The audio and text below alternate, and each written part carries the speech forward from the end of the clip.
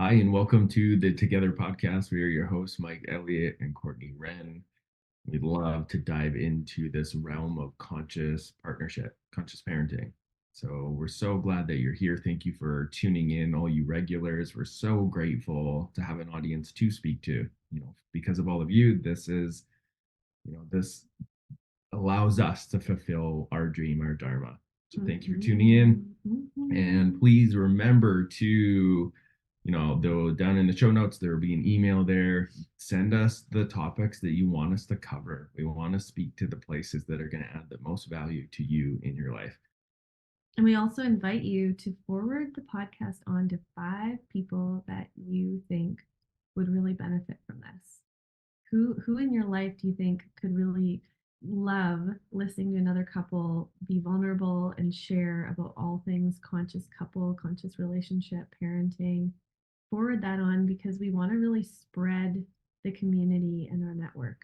Mm-hmm.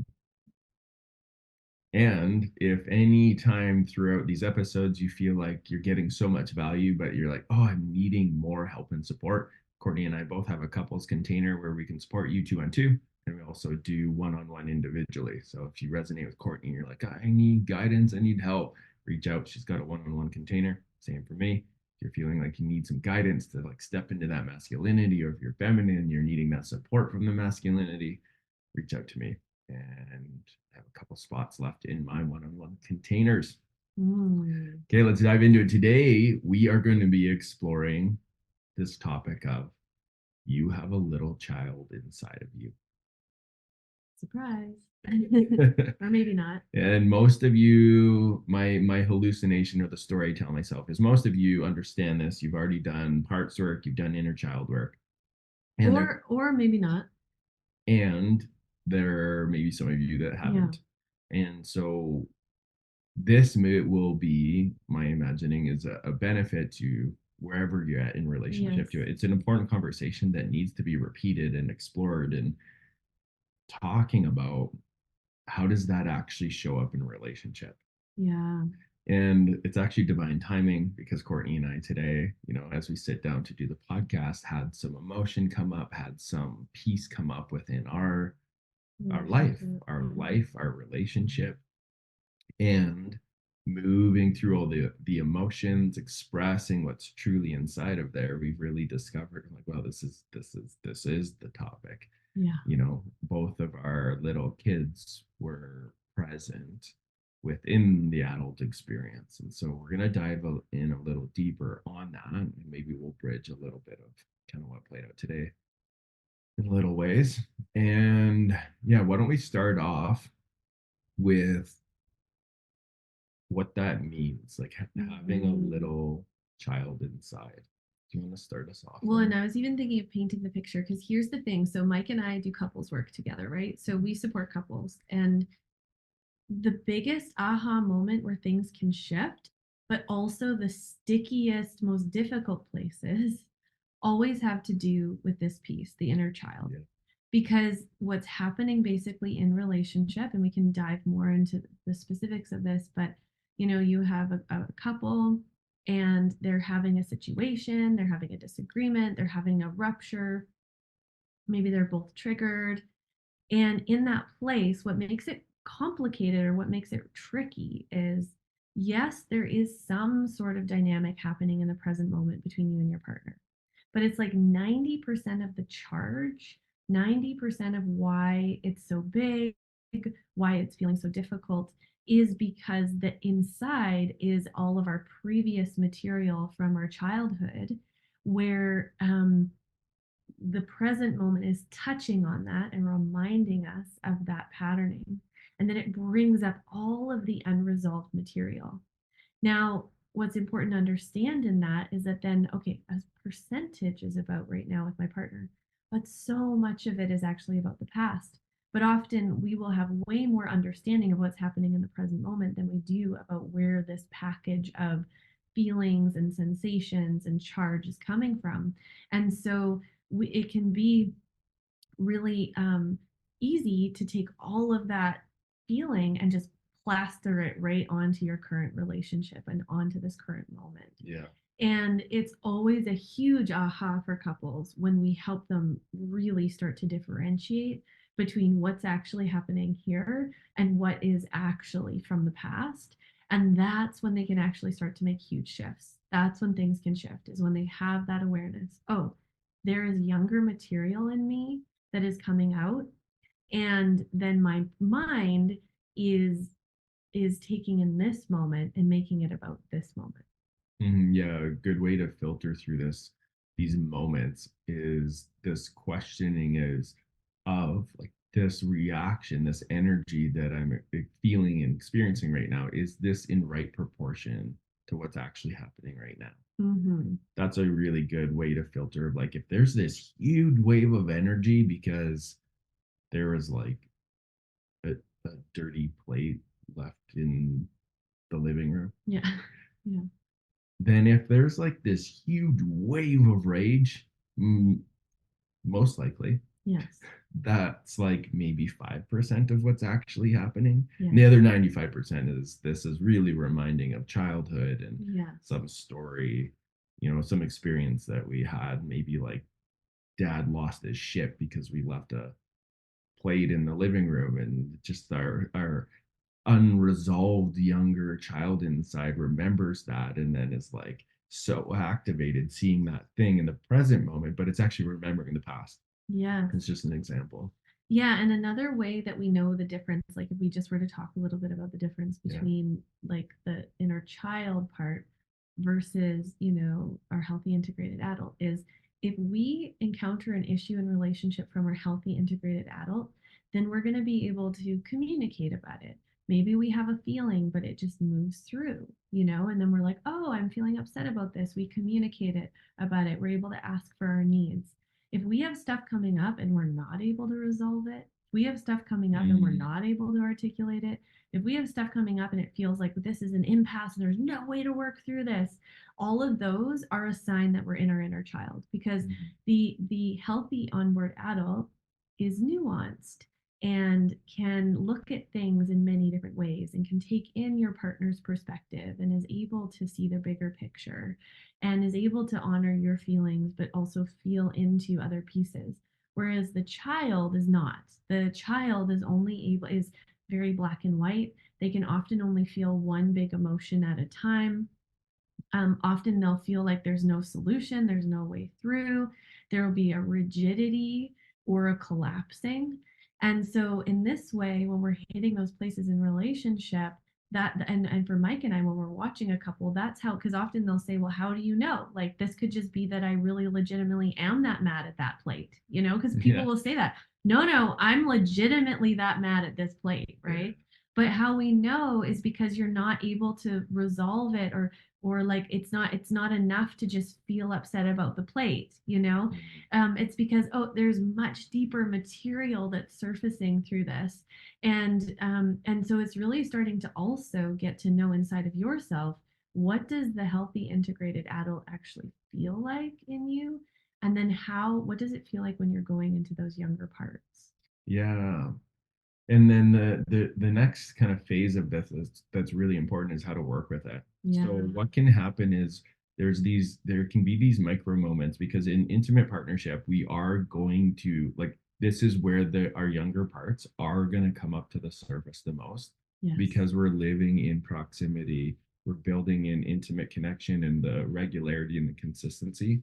When there's that level of connection, it's going to bring up all those younger parts, because our younger parts developed in an environment of proximity and consistency. So Mm-hmm. when we have that relationship that we're a part of every day, that's going to trigger and remind and remember us, or remind us of all of those places where there was hurt, where there was a lack of resolve, where things went to, like, generally what plays out here is the part that gets stored in the body, is where the field went faster than what was needed for the experience to be integrated, or there's a lack of connection. Yeah, like a lack of emotional support to process it, Yeah. like when we were children. Yeah, and mirrors and reflections and working through it. Mm-hmm. And so It literally is like stories that get stored in the body and in the neural circuitry of your brain. Yeah. And then you're going through life with your partner, and it's like zoop, something triggers that stuck emotion, something triggers that neural circuitry, and now you're like in that part of the brain. Yeah. And a really important quality of this, and we use this to reflect back to each other how we know each other is in our younger parts, is the younger parts will go more global. Like it's always like this. You It's never. never like it goes very global. Like the experience that's happening in this moment is everything. And it feels like it's everything. Even though, Mike will be like, well, yesterday you were saying how grateful you were for da da da da da. And I'm like in the neural circuitry of like he doesn't care about me or appreciate me.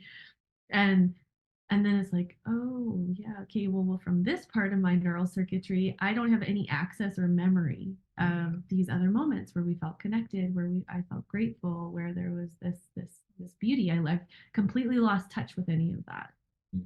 Yeah. Yeah, and just when we talk about the brain, some people really appreciate Yeah. the science part of it. This is when the prefrontal cortex goes offline and Yeah. it drops back into the amygdala. The activation in the brain goes to amygdala, which is fight, flight, freeze, fawning. And so that's that little kid that's really hurt and is remembered. It's like, I am Yeah. never going to forget this, Yeah. so that it can stay safe and survive. Yeah. And so it can be really difficult to communicate and connect in these places in relationship when that little child, the amygdala gets activated, comes online, because then it wants to fight, defend, and kind of plaster what it felt back when all that happened, and it couldn't say anything and they couldn't do anything, and they just like want to be seen and heard so bad. Yeah, and then also, right, often, like if Mike's inner child gets triggered and I don't have any context and I don't understand and it's just emotion or things that are happening for him, then quite often in relationship, then the other person's inner child gets triggered, right? Oh yeah. So now, Pinging. yeah, the pinging. So we start to ping, right? So maybe Mike starts to feel feelings that don't feel aligned with this moment and I'm confused and then he's saying maybe things in not like the most adult, healthy way. So now I get triggered. So now my story is about not being seen and not being, you know, being blamed, being shamed, whatever it is. Now I'm in that. And here's the thing is when you're in your inner child, you can't actually work through things from that place. Mm. Like if you're just in the inner child and you're just trying to process and figure it out from that place, you actually can't. And so this is where we like to tell couples, the second you get in there, you actually have to call a pause. You have to take space. Maybe you even have to have a boundary like, well, we can't go into that topic without support because in that space, you will not be able to resolve it. You won't be able to actually feel what's happening for each other. And things need to be slowed down. There needs to be regulation and safety brought back into the field so that then now we can start to get to know, oh, like for let's say in this scenario for Mike and for myself, we each need to slow down to start to be able to go inward to be like, okay, what's happening for my inner child? What just got triggered there? What's coming up? Like what did that moment remind my nervous system of that Mhm. now I'm like fully living? And then with that information learning, like, how do I communicate this then from a place of Mm-hmm. self responsibility? So Yeah. that's really important because the little kid will want to express, like, you this, you never that, you always that, like, Mm-hmm. and really want to, it can come out. And depending on your nature, like, we're in our relationship, we've talked about this in previous episodes, we're very warrior-esque, Fiery. we're very fiery. So it's even more difficult or challenging to filter the words that want to fire, like, Mm-hmm. spill out. For some of you, it might look like the inner child might look like maybe you're going to go into this. Yeah, like Yeah. shut down or withdrawn or quiet or like pull Yes. away, or they Yes. go into ambivalence, which just is kind of like, well, I don't really care anyways. And how you know that that's the inner child and not just the healthy, because people will go into a story in their head, Yeah. well, this is my healthy adult taking space, or just like being independent. But how you know it's the inner child is that it's not it's a global thing. Like now you've globally pulled away. Now you've globally disconnected.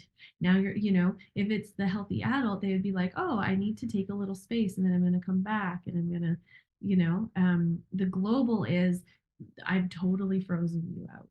I'm, totally unavailable.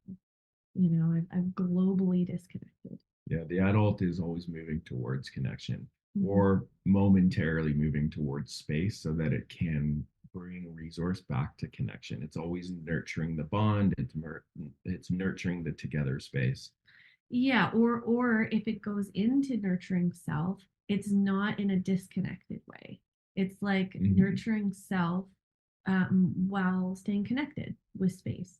Yeah, that's an important piece Yeah. because nurturing the connection in many cases will be taking space. Like as an example, when I'm feeling a younger part and there's just so much energy and charge in my system, I can't just talk through it all the time. So what I'll have to do is I'll have to go work out or I hop on my bike and listen to some music or I'll go do some breath work. That's like one of my go-to places to release the charge of the energy.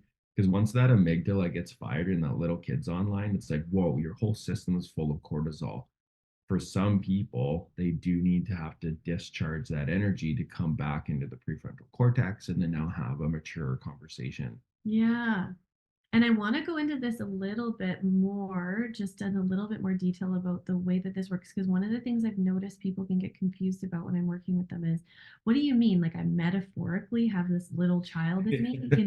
And yeah, in some ways, like, for some of you, it might really resonate that you tune in and you actually see a little child. You see your 2-year old self. You feel a 2-year-old self. Like there's an energy to it, and there's like a soul to that child and what they're experiencing. But for some of you, that might feel really like I've had clients where they're like, I just cannot relate with that, because it feels too archetypal and abstract. So if we think about this though in just like biology, what happens is that in our biology, there's certain experiences that we need to have to develop in a healthy, integrated way. So there's literally like outside experiences that have to come in for our nervous system to wire properly for regulation and for development. So for example, like Mike was saying, if we're two and we get hurt, but nobody comforts us, nobody holds us, nobody's able to hold like a grounded energy, that our nervous system is designed like we need care when we're in distress. We need regulation when we're, feeling unsafe. We need to be mirrored back what our feelings and what's happening for us. If those things don't happen, what happens is not only is there stuck emotion, but it interrupts our development. So the developmental steps that our nervous system would go through, that's literally like a sequential process, gets interrupted. It gets frozen. So, another example might be like a really simple one is like I didn't crawl when I was a child because I had birth trauma that was stuck in my shoulders and I was in pain. Of course, people didn't realize this. So then it hurt to crawl. So I figured out how to scoot on my bum. A little side scoop. Yeah, a little side scoop. But that affected my development huge because you actually need to crawl in a cross crawl way for parts of your brain to develop and these kinds of things. So then there was also lots of emotion in me because nobody had attuned to that, had attuned to the birth trauma, had attuned to the pain that I was in, or realized, oh, she's needing help with something, something's wrong. So then in that case, all of that emotion of what didn't get held or processed, the pain got stuck in my nervous system, and there were a bunch of things in my development that didn't develop. It affected my ability to learn. It affected my ability to take things in. It affected my coordination. And so in this way, when we're talking about the inner child, we're talking about the stuck, unprocessed stuff, but we're also talking about the fact that in our nervous system, there literally are parts of our wiring that are stuck at these earlier stages of development.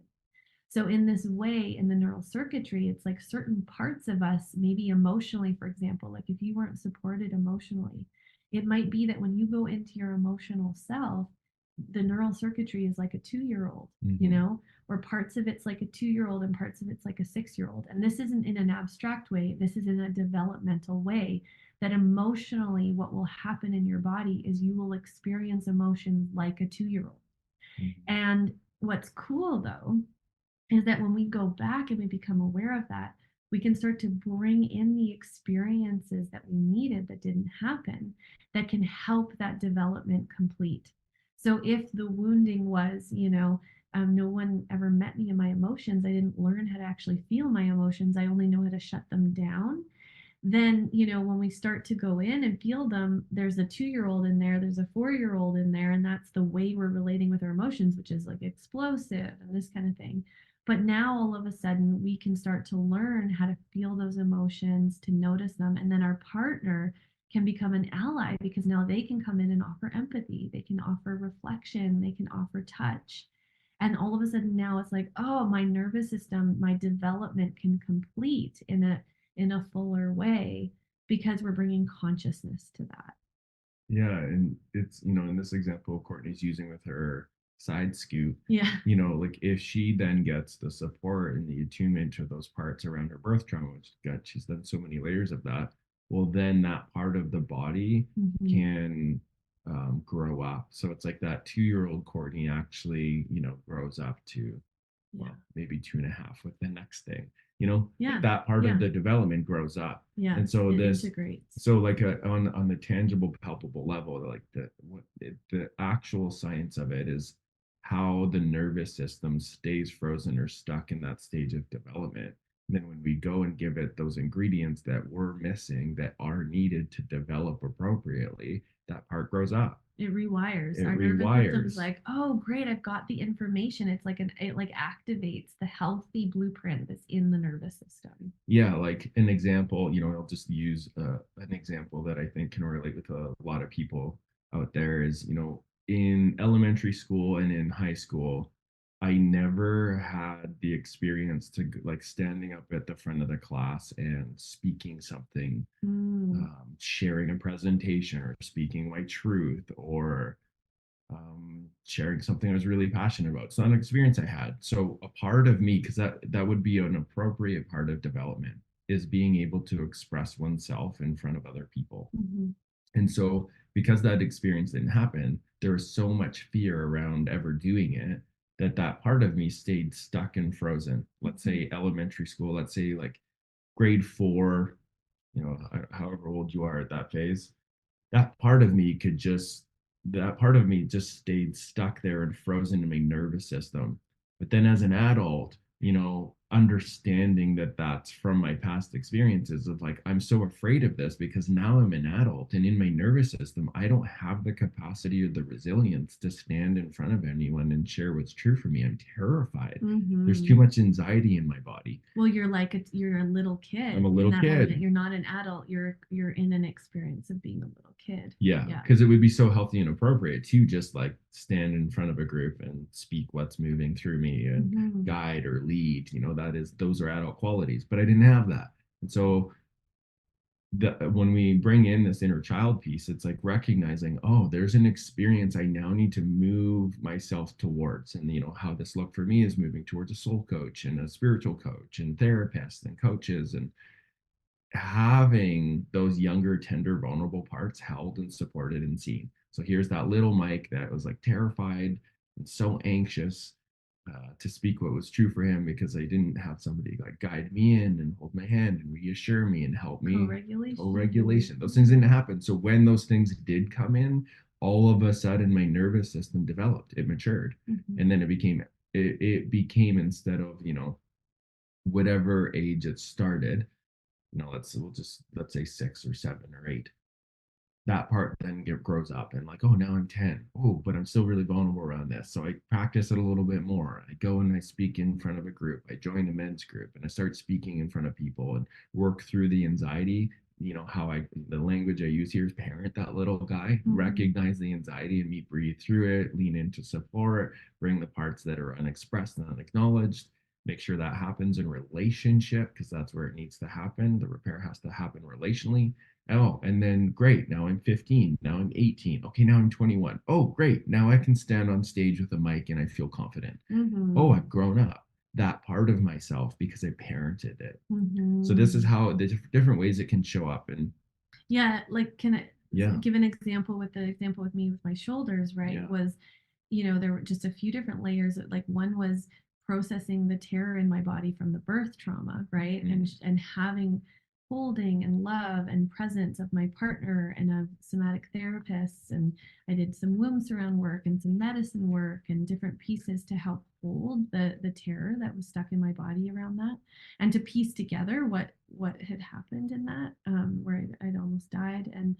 Um and then it was, getting osteopathy, like actual, like, physical care to that part of my body, my shoulders, and developmentally what didn't properly develop. And then it was, I went and did some Feldenkrais and did lots of crawling movements really slow, practicing helping my body, and literally so much emotion came out when I did that. It was crazy, like my brain and everything just like. And as I unraveled this, now, like, I used to be so clumsy. I used to be so uncoordinated. It was a huge thing in my life. And now it's not a thing in my life anymore in the way that it used to be. And I'm often like, wow, like my experience in the past was so different. And what it was I was an adult walking around with this little young Mm. baby and these young parts that were hurting and traumatized and disoriented and didn't develop properly. But the story that could have been told about me is, oh, Courtney's just really clumsy. She's just uncoordinated. She's not really very good at things in her body. And that wasn't true. It was trauma. And so I just needed to go back and reparent that part. But how this is so important to understand in the relationship is that these parts, then these emotions, what happens is, especially when we start to have more love, like especially when we start to have more connection and we start to feel like, oh, there's love here, then these parts are all going to come bubbling out. A, because they get triggered, but B, also because they want to heal. Yeah. So they're like, oh, Mike is being so loving. Oh, well, all of a sudden this like pocket of something that's been stuck or frozen comes bubbling out, and this will often happen in our couples work. People will be like, I don't know, we were doing so well. And And then then boom. boom. And then we're like, yeah, Yeah. because your nervous system is like, oh, there's enough safety, there's enough love here that I can be seen, I can be met. But if we don't understand that that's the younger child, and this is like so many people don't understand this, then what happens is then now it's all Mike's fault. Yeah. It was Mike. It was that look and what he said to me. And if I wasn't in her life, then everything I would would be be fine. okay. And if he just would stop doing that thing, Yeah. then these emotions wouldn't be coming up. Yeah. And this is when relationships get messy, Really when we messy. don't understand that Mhm. that's what's happening.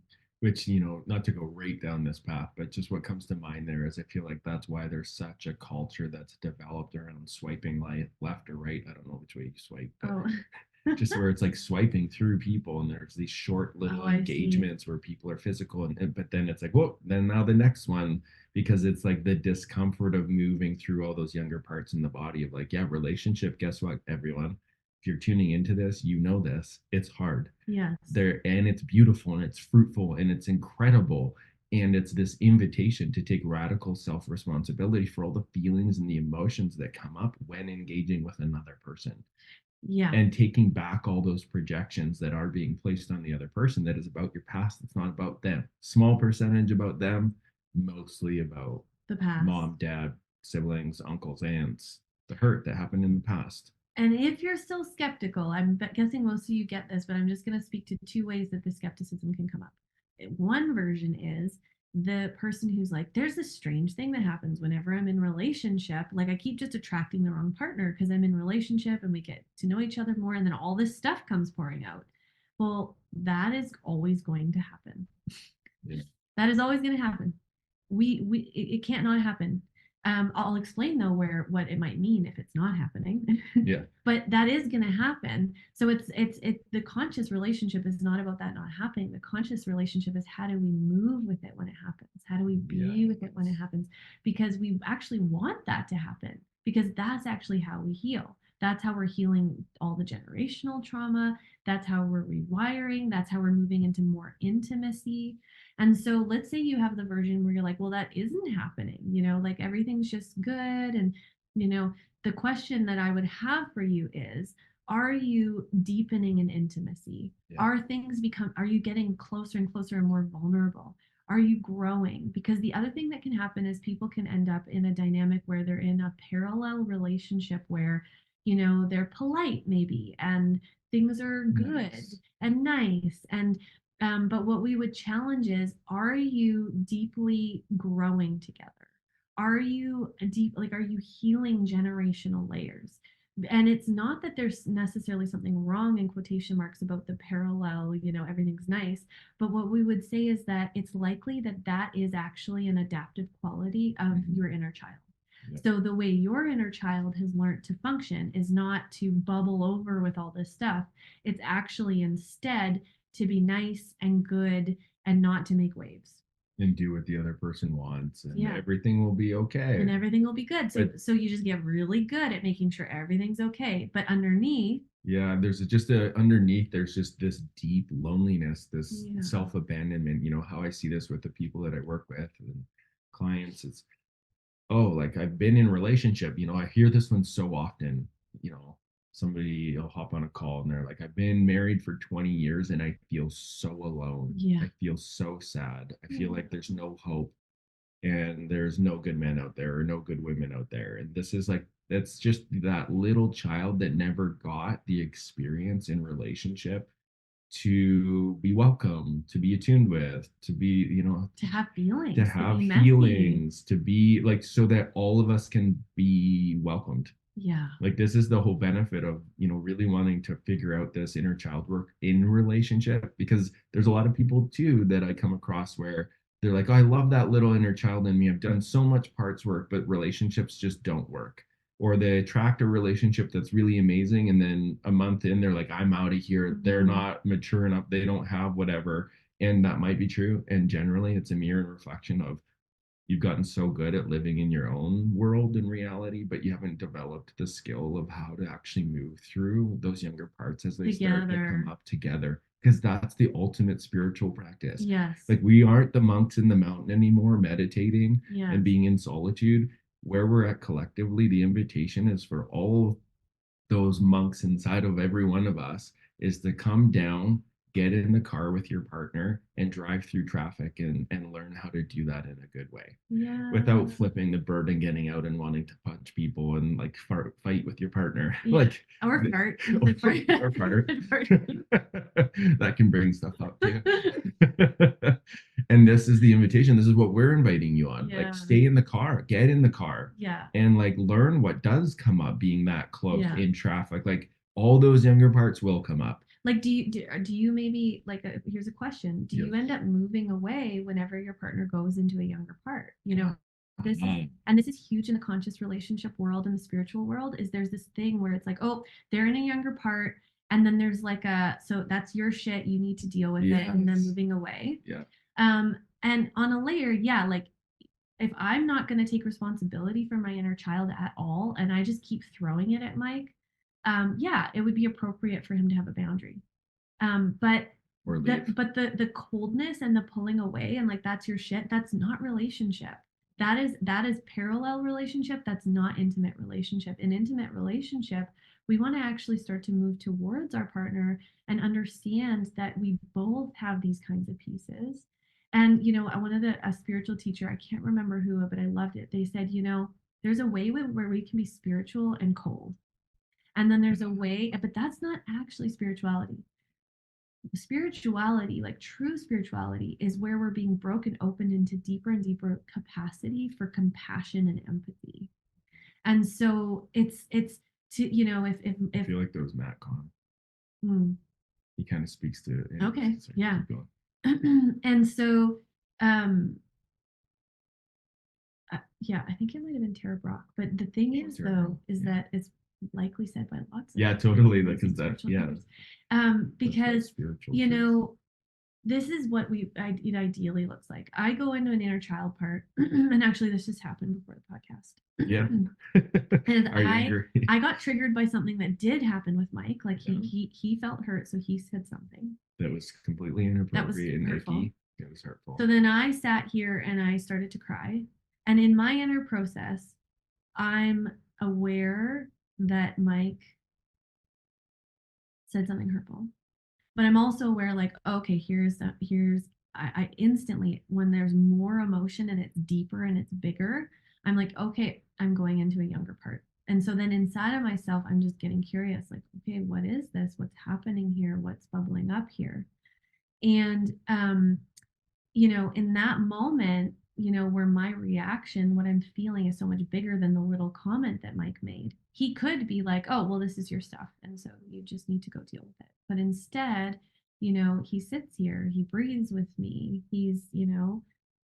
gets a little triggered himself, Yeah, but doesn't leave. yeah. And just the name, the little boy in me did want to just bolt and be like, Right. fuck this. This is so uncomfortable, taking it personal, like the Yeah. shame that comes up in me.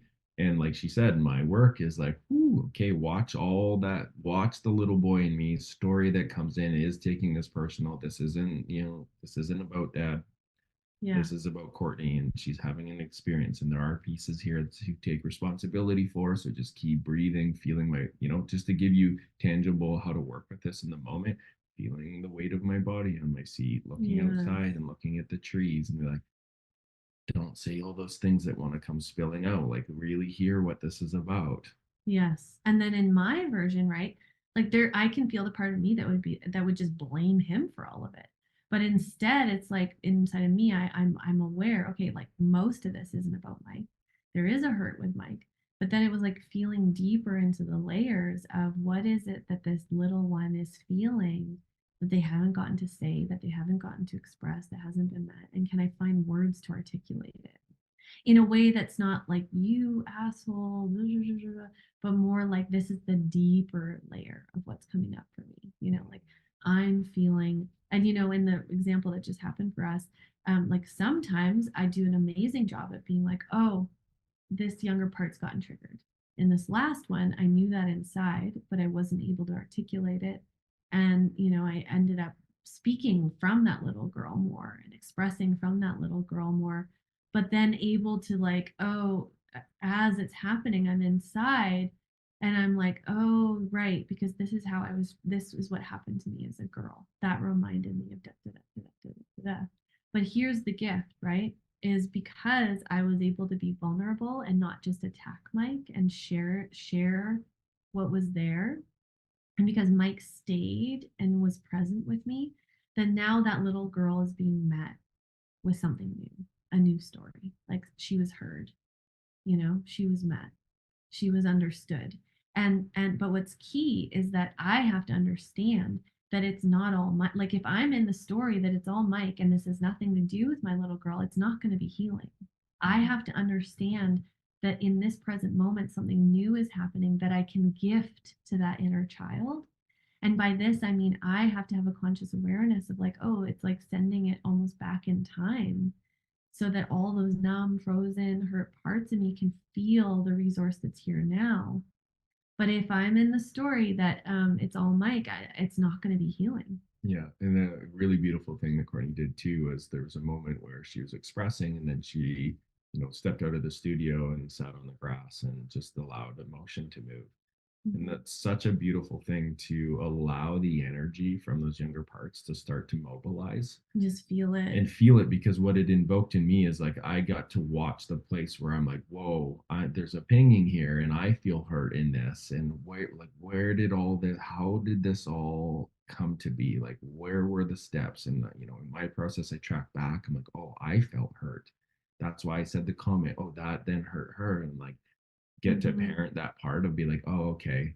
And whew, now I'm feeling energy. And I walked outside, I moved my body a little bit, and then I could feel the love and the compassion because she was just feeling what was true, like Hmm. feeling what was actually true, the energy that was moving. And then it invoked in my heart this longing or this desire to move towards and figure out and seek to understand and to also share and express what came up for me. Yeah. And then through that experience of sharing back and forth, we got to some of those deeper layers of what's playing out in present life, and to understand those younger parts that are like, this is the experience that I had, and this is Yes. where I feel hurt and missed and understood, like misunderstood and And underappreciated. There's a theme there of that too. And a tool we like to use, and we were just coaching a couple on this before, is that when we're in the processing part, is we name, this is what's true for the inner child part of Yeah. me. And then this is what's true for the adult part of me. And we actually, so first of all, you'd have to do the work to learn about the difference inside of yourself. And for that, we'd encourage you to get some support in some way to help you kind of learn And to orient to what's orient actually happening to in the there. difference. Yeah. But then when we're talking, we're actually speaking to that. So then maybe Mike spends some time sharing from that younger part, but he's saying, this is what this younger part feels. This is how the younger part sees it. And I'm like, well, this is how my younger part sees it. Mhm. And in that, it can be really healing because both of us in this exchange before the podcast got to share parts that probably we've never gotten to share before. Yeah. Yeah. And then understand, though, what's cool about this is going through it in this way leads to understanding each other's differences deeper. Mm-hmm. Of like, oh, this is, here are these deeper truths. We now actually get to feel our feelings about it. And whoa, we're in connection. Whoa, we didn't like create a rupture, a huge stuff. Like the rupture was there, but we didn't separate. Yes. And now I just feel like I learned this is the juiciness, Mm. the intimacy, because I feel Yeah. like I just learned so much about Mike that I didn't know. Yeah. All of a sudden I'm like, oh, I understand you so much better, and actually I understand myself so much better. Yeah. And that's the gift that Oh, makes us want to actually move through those younger parts together, because that's where the gold is. oh, that's Yeah. the ultimate goal. Because now in my body, like when I'm here connecting with Courtney, if you're just listening, not watching the video, it's like, oh, it just feels so good to be like rubbing her leg and Mm-hmm. feeling her body next to me. And I feel so much more connection that we were able to move through that rupture together. And wow, I feel like I understand so much more, like you said, copy Yeah. paste, like about you, but also about myself. And then Yeah. how to bring that together and like how to rewrite the story with more compassion in the languaging and Yes. really understanding like what's important in your reality and how Yeah. can I be an ally to mirror that and meet that. Well, and those younger parts in me that were just so afraid of not being loved or not being, they're like, oh, okay, oh, I'm being loved, and oh, it's okay, and I can just feel it unwinding in my body, like unwinding in my nervous system, a new story, a new experience. And so this is what, for me, when I have those moments where I'm like, oh, like I don't want to deal with, Mike's younger parts or whatever, like the is like the adult parenting part of me comes in and says, hey, like this is how we get to know Mike, this is how we get to know our relationship, this is how we get to heal. Yeah, which just brings all like the whole thing that this practice does is it brings all parts of you forward. You Mm-hmm. get to actually grow up in your nervous system. Yeah. This isn't some just like woo woo spiritual thing. Yeah. Like this is you actually get to mature, and then the In cool your thing of in physiology. your physiology, and the cool thing about that is all those dreams you have, you can actually start to mobilize your actions and behaviors and your Yeah. feelings to do it because you're maturing. Like Yeah. this is, us doing the podcast, the work that we put out in the world. It's because we're helping these younger parts grow up so that these tasks are easier to accomplish because we're doing it together. Mm-hmm. I couldn't do this without you. Yes. And what I can't tell you how it's my favorite part of doing couples work. I'm guessing it is for you too. Yeah. How beautiful it is when you help a couple learn how to do this Oh, and they land at this place where they're connecting and they've got their adults on board, but they're attuning to each other's younger child. Like when they are feeling like I'm going to cry right now, yeah. when they're having compassion and they're like, oh, I see, my partner's younger self, and they have compassion like that, the energy, the beauty, the love is the deepest love we see in sessions. Yeah.